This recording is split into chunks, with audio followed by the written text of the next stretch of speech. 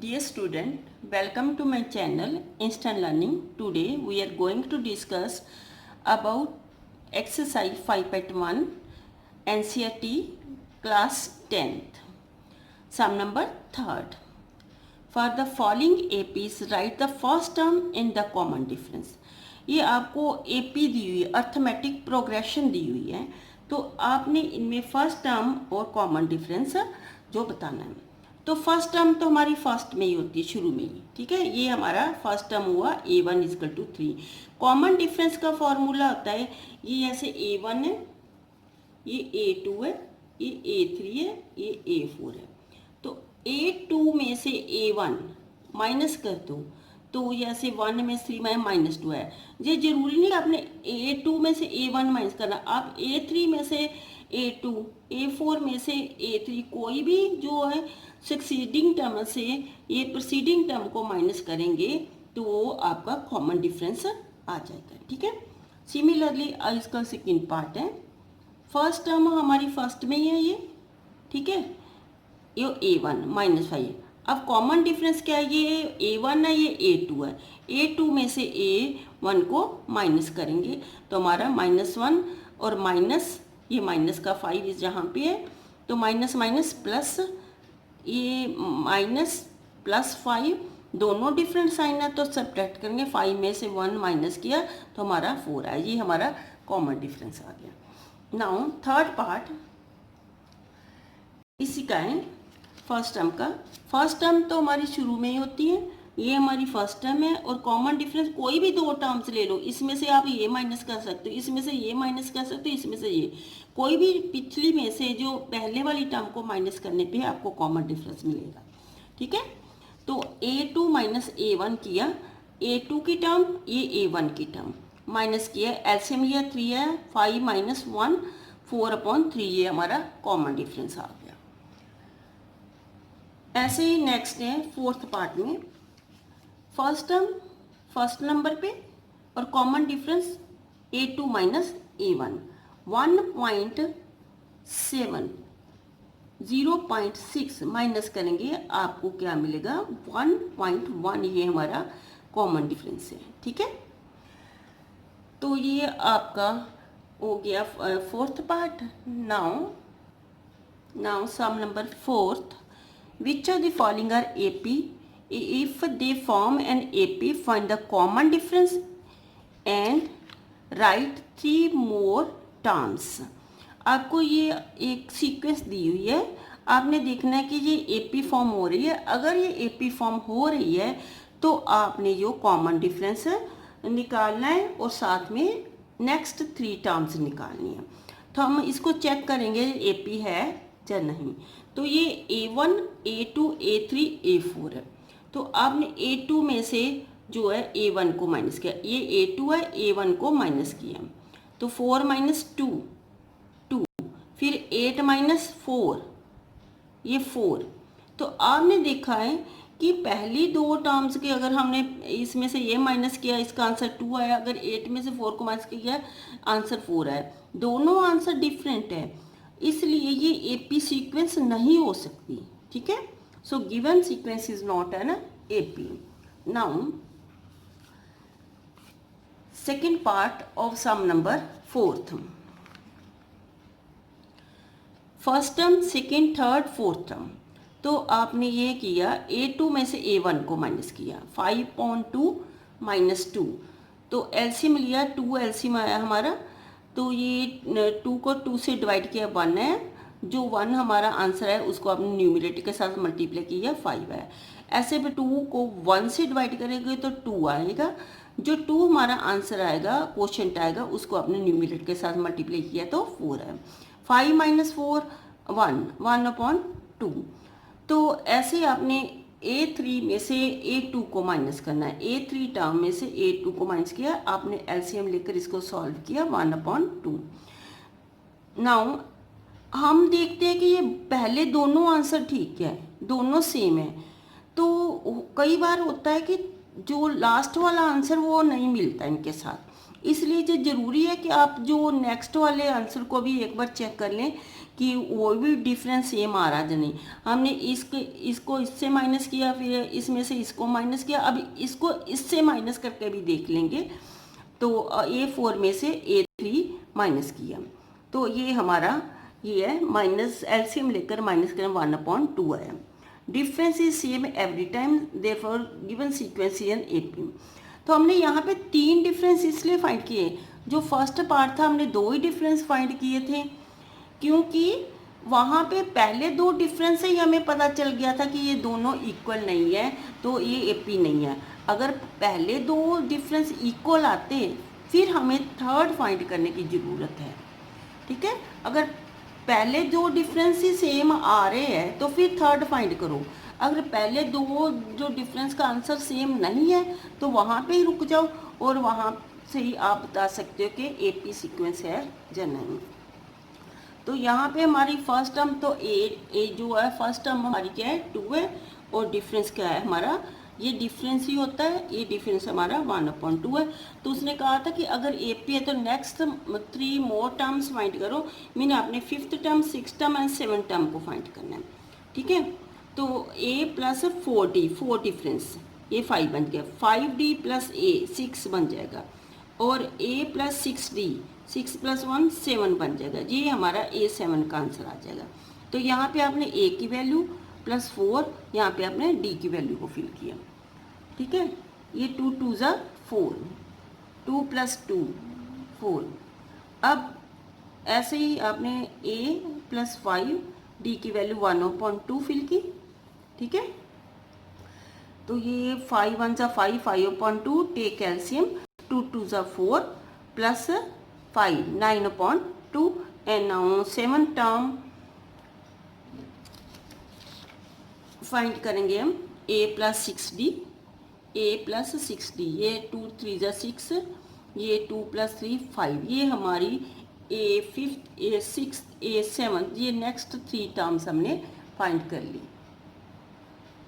Now third part A1 A2 A3 A4, ये terms दी है, तो हम पहले इसको चेक करेंगे जो AP है या नहीं, उसके बाद ही नेक्स्ट टर्म्स को फाइंड कर पाएंगे हम।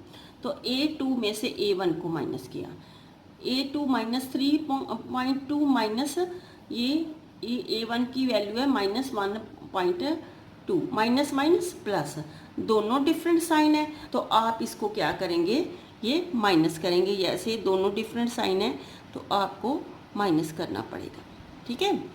ये क्या है 0, और ये हमारा 2 माइनस का नंबर ज़्यादा आ रहा है यहाँ पे, तो अपने अपने -2 आया है। सिमिलरली आपने A3 में से A2 को माइनस किया, दोनों डिफरेंट साइन आए, यहाँ पे भी माइनस करा। ऐसे A4 में से A3 को माइनस किया, ठीक है। यहाँ पे A4 की और A3 की वैल्यू को फिल किया, माइनस माइनस प्लस किया, दोनों डिफरेंट साइन है आपने सेपरेट किया। डिफरेंट जो आप देखते हो कि सभी जो ऊपर हमने किया है यहाँ पे भी और यहाँ पे भी और थर्ड में भी, तीनों ही डिफरेंस सेम आ रहे हैं। हमने 3 डिफरेंस इसलिए फाइंड किए, 2 करने के बाद रुके नहीं, क्योंकि 2 पहले डिफरेंस सेम आ रहे थे, इसलिए हमने थर्ड को भी ये फाइंड कर लिया। तो डिफरेंस सेम एवरी टाइम, सो गिवन सीक्वेंस फॉर्म है ना AP।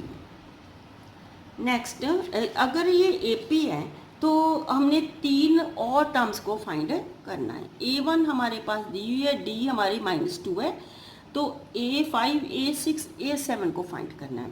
A5 किसके इक्वल है, A + 4D के, और A6 A + 5D, और A7 A + 6D। तो आपने यहाँ पे A की वैल्यू, यहाँ पे D की वैल्यू, यहाँ पे A की वैल्यू और ये D की वैल्यू, A की वैल्यू और D की वैल्यू आपने फिल की, ठीक है। इनको फिर सॉल्व किया, -1.2 4 2 ज़ा 8, प्लस माइनस माइनस। अब दोनों सेम साइन है, तो सेम साइन में क्या होता है, आपने ऐड करना होता है। ये 8 में 1 ऐड किया 9.2, फिर 10 में आपने यो है -1 को ऐड किया 11.12 में -1 को ऐड किया तो -13। दोनों एक जैसे साइन हो तो आपने ऐड करना होता है, मगर साइन माइनस का ही लगाना होता है। तो आपको पता ही है कि ये ब्रैकेट का मीन के इसके साथ ये मल्टीप्लाई है, जाए 5 2 ज़ा 10 है, यहाँ पे 6 2 ज़ा 12 है। Now fourth part of sum number 4th, first second third fourth terms है, ऐसे ही आपने डिफरेंस को माइनस किया, तो आपने सभी के सभी डिफरेंस फाइंड कर लेने हैं। तो ये सारे डिफरेंस फाइंड करने के बाद हमने देखा सभी आंसर जो हमारे सेम है, सो गिवन सीक्वेंस फॉर्म है ना एपी। अगर ये एपी फॉर्म हो रही है तो आपने नेक्स्ट 3 टर्म्स को भी करना है। तो ये हमारा ए जो है A1 जो ए -10 और डिफरेंस 4 आया था। A5 A6 A7 आपने निकाला। A5 को हम A+4D लिखते हैं, A6 को A+5D और A7 को A+6D लिखते हैं। यहाँ सभी प्लेसेस पे हमने A की वैल्यू फिल की, यहाँ पे D की वैल्यू को हमने फिल कर दिया। अब इनको आपने सॉल्व किया। -10 4 4 just 16, दोनों डिफरेंट साइन है इसलिए -16 में से 10 गए 6। ऐसे ही आपने इसको सॉल्व किया। -10 5 4 जा 20, दोनों डिफरेंट साइन है, माइनस किया 20 में से 10 माइनस किया 10, माइनस प्लस 6 4 जा 24, दोनों डिफरेंट साइन है, अलग अलग साइन हो तो आपने माइनस करना है। 24 माइनस 10 14, ये हमारी नेक्स्ट जो टर्म्स आ गई। सिमिलरली आपने फिफ्थ पार्ट देखना है कि ये A1 A2 A3 A4 है। A2 में से A1 को माइनस किया, ठीक है, A2 है, A+√2, यहाँ में से A-1 को माइनस किया। ये प्लस का प्लस और माइनस दोनों क्या है, माइनस और प्लस दोनों माइनस, ये कैंसिल हो चुके हैं और ये √2 बचा। यहाँ A3 माइनस A2, तो A3 हमारा है A+2√2 -A2, -2 में ये 2 टर्म्स है, ये कितनी 2 टर्म्स है, इसलिए हमने इनको ब्रैकेट के अंदर डाला। अगर एक से ज़्यादा टर्म हो तो बाहर माइनस का साइन हो तो उसको ब्रैकेट के अंदर डालना होता है, क्योंकि जब हम ब्रैकेट को ओपन करेंगे ये अंदर वाले सभी साइन चेंज हो जाएंगे। तो आपने ब्रैकेट को ओपन किया तो ये ए भी माइनस का हो गया और ये भी माइनस का हो गया। ये प्लस का 3 माइनस का 3 कैंसिल हो गया, हमारे पास ये बच्चा। इन दोनों में से हमने √2 को कॉमन निकाला। 2 - 1 मीन जो 1√2 या √2 भी लिख सकते हो। ऐसे ही आपने A4 में से A3, आपने सीक्वेंस में देखा A4 की वैल्यू हमें 3 + 3√2 दिया और माइनस यहाँ पे A3 की वैल्यू ये है। अब ब्रैकेट को खोलेंगे, साइन चेंज हो जाएगा, साइन चेंज हो गया, ये कैंसिल हो गया, ये हमारा ये बच्चा 3√2 - 2√3। आप देखते हो कि इनमें √2 जो कॉमन है, आपने कॉमन निकाला, 3 - 2, ये आया हमारा √2। गिवन सीक्वेंस फॉर्म है ना एपी, क्योंकि सभी जो हमारी जितने भी हमने डिफरेंस निकाले सभी में आंसर डिफरेंस का √2 ही आया है, तो इसलिए गिवन सीक्वेंस फॉर्म है ना एपी। अगर एपी है तो हमने नेक्स्ट 3 टर्म्स को फाइंड करना है। A5 A6 A7, A5 को A+4D, A6 को आप A+5D और A7 को A+6D लिखते हो। तो आपने यहाँ पे A की वैल्यू 3 फिल की और D की वैल्यू डिफरेंस की वैल्यू √2 फिल की और आपने इसको लिखा 3 + 4√2 और 3 + 5√2 एंड 3 + 6√2 हमने ये लिखा यहाँ पे। Now sixth part of sum number 4th, A1 A2 A3 A4। Difference find करेंगे। सबसे पहले A2 में से A1 को माइनस किया, फिर A3 में से A2 को, ये प्रोसीडिंग टर्म को माइनस करते जाना है। तो ये 0.22 -0.2। अब आपने इसको कैसे माइनस करना है, जैसे रफ वर्क में जैसे 2 2, ये इसको पॉइंट के नीचे अपने पॉइंट को लगाना है, ठीक है। यहाँ पे कुछ भी नहीं, आप 0 लगा सकते हो। 2 0 2, तो ये आपका आंसर है। ऐसे ही आपने बाकी के आंसर भी निकालने माइनस करने के बाद।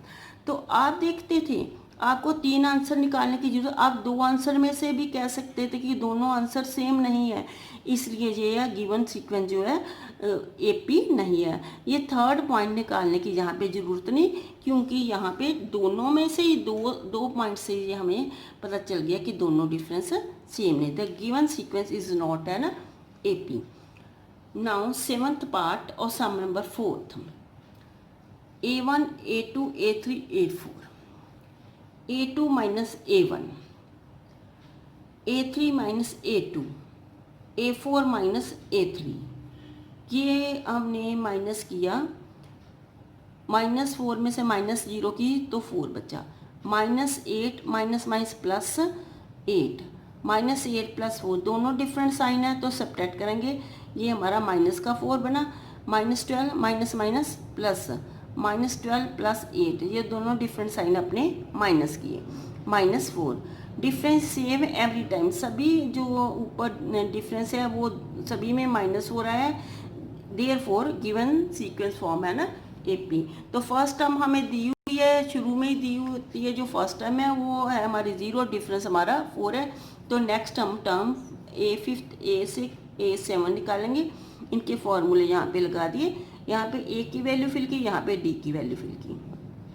प्लस माइनस -4 4 जा 16, प्लस माइनस -5 4 जा 20, प्लस माइनस -6 4 जा 24। 0 की यहाँ पे कोई वैल्यू नहीं, -16 -20 -24 आंसर हमारा आया। ऐसे आपने जो है इसका 8th पार्ट देखना है, ठीक है। A1 A2 A3 A4 तो सभी में आपको वैसे तो ऊपर सीक्वेंस से पता चला कि सभी में डिफरेंस 0 है, कोई भी अंतर नहीं है, सभी एक ही जैसे हैं। फिर भी हमने यहाँ पे निकाल दिया A2 - A1 A3 - A2 A4 - A3 सभी में डिफरेंस क्या 0 है। तो इट मीन कि जो हमने नेक्स्ट 3 टर्म्स फाइंड करनी है तो डिफरेंस तो हमारा 0 है, तो नेक्स्ट 3 टर्म भी -1/2 -1/2 -1/2 जो होगी। ये डिफरेंस हमारा सेम है तो डिफरेंस हमारा 0 ही है। तो फर्स्ट टर्म हमारे पास 1 2, नेक्स्ट टर्म आपको मैंने ऑलरेडी बता चुकी है कि नेक्स्ट टर्म से भी वही रहेगी क्योंकि डिफरेंस ही 0 है। तो जो पहले टर्म्स थी वही जो है नेक्स्ट टर्म्स भी सेम ही रहेगी।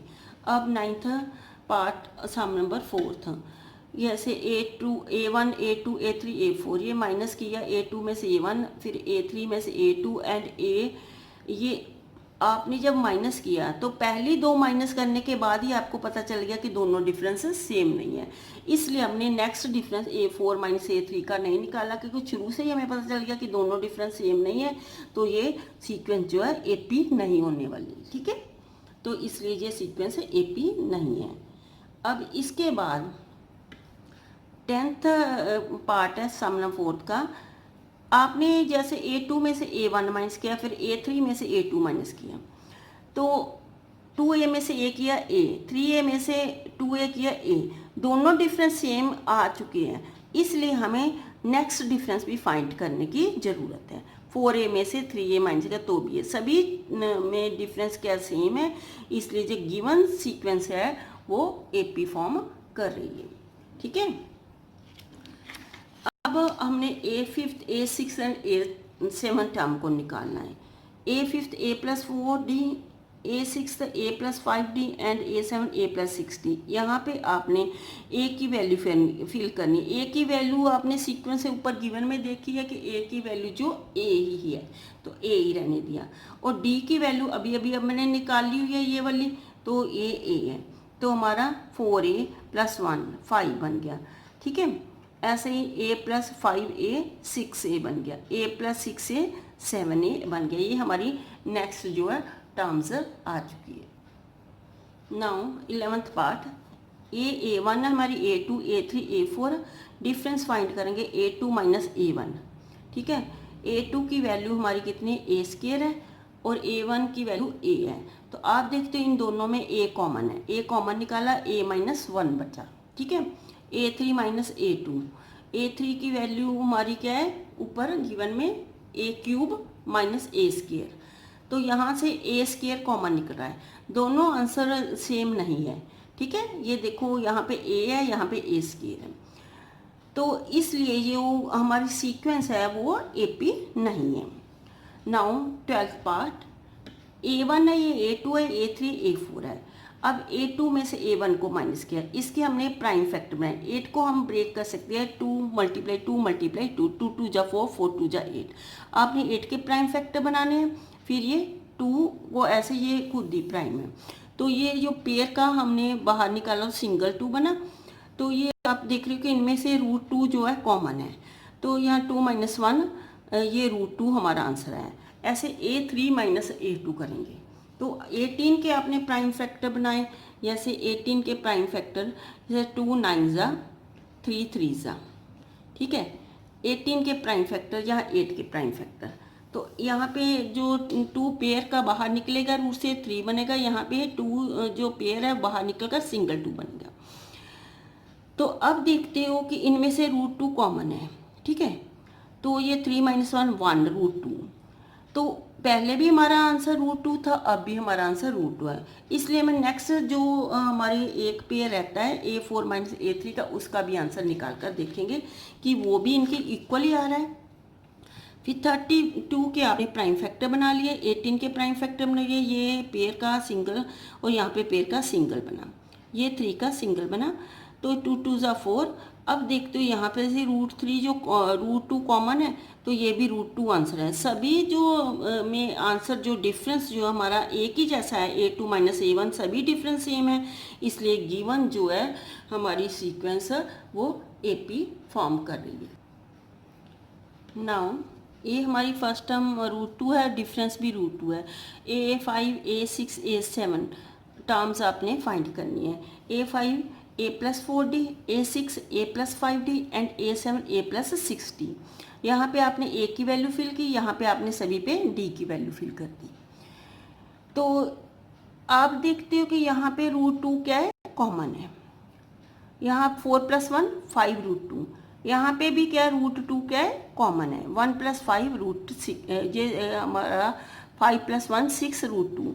यहाँ पे भी आप देख रहे हो कि 1 + 6, ये रूट 2 जो कॉमन है हमने कॉमन निकाल लिया। 6 + 1 7 root 2। Now 13 part of sum number 4th। A2, ये A1 A2 A3 A4 आपने डिफरेंस पहले फाइंड करना आता है, ठीक है। डिफरेंस फाइंड किया, A2 में से A3, A2 में से A1 को माइनस किया, इसके अपने जो प्राइम फैक्टर बनाए, 2 × 3 रूट 3 कॉमन निकला, रूट 2 - 1 अंदर बचा। ऐसे A3 - A2 9 के फैक्टर में 3 3 और इसके 3 × 2। ये जो हमारा है रूट जो 3 हमने एक बार बाहर निकाल लिया और एक बार अंदर यहाँ से बचा। यहाँ से भी रूट जो 3 हमने बाहर निकाला, यहाँ से भी रूट 3 बाहर निकाला, अंदर रूट 3 - रूट 2 बचा। ये दोनों आंसर आपस में सेम नहीं है।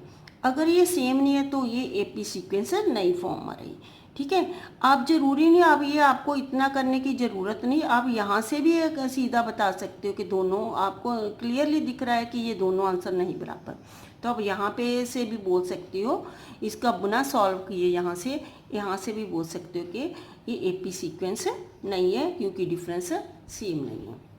अब जो 14 पार्ट है सम नंबर 4th का, A², 1², 3², 5², 7², ये हमारी A1 A2 A3 A4 है। हमने डिफरेंस फाइंड करना है।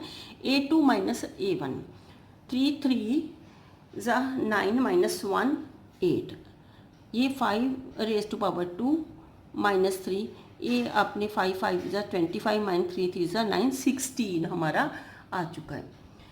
तो ये दोनों आंसर हमारे सेम नहीं है, डिफरेंस सेम नहीं है, तो फिर जो गिवन सीक्वेंस है डज नॉट फॉर्म है ना AP। नाउ 15 सिमिलरली आपने जो वैल्यूज़ निकालनी है A2 - A1 A3 - ये करके आपने सॉल्व करके देखा कि सभी डिफरेंस सेम है। पहले 2 डिफरेंस सेम थे, इसलिए हमने लास्ट वाला डिफरेंस भी फाइंड किया। डिफरेंस सेम है, इसलिए आपने इसकी नेक्स्ट जो है टर्म्स को भी फाइंड करना है। हम नेक्स्ट टर्म जो है A5 A6 एंड A7 को find. A5 A+4D, A6 A+5D and A7 A+6D। A की वैल्यू 1 है और D की वैल्यू हमारी है 24, डिफरेंस जो हमने निकाला है। सभी में डिफरेंस 24 फिल किया है। 24 × 4 96 एंड 96 + 1 97। 24 को 5 से मल्टीप्लाई किया 120, 120 + 1 121 एंड 24 को हमने 6 के साथ मल्टीप्लाई 144 + 1 145। तो आपने ये टर्म्स फाइंड कर ली। कई बार होता है कि आप कहते हो कि जैसे कि हमारी जो 5th टर्म का आंसर आया है, जैसे आप मान लो कि 6 टर्म निकालना चाहते हो, तो जो 5th टर्म के आंसर में अगर हम डिफरेंस को ऐड कर देंगे तो भी 6 टर्म आ जाएगी। 6 टर्म में अगर आप डिफरेंस को ऐड कर देंगे तो भी आपकी नेक्स्ट टर्म फाइंड कर। आप ऐसे भी कर सकते हो अपनी, जैसे कि लिखते हो आपने, मान लो कि आपके पास यो A1 है, ठीक है, A2 है और A3 है। तो A1 तो A1 नहीं है ना, फर्स्ट टर्म नहीं है। A2 में आपने डिफरेंस फाइंड किया, ठीक है। अगर आप A2 में एक डिफरेंस A2 के आंसर में, जो A2 का आंसर है उसमें एक डिफरेंस ऐड कर देंगे तो आपकी A3 भी बन सकती है।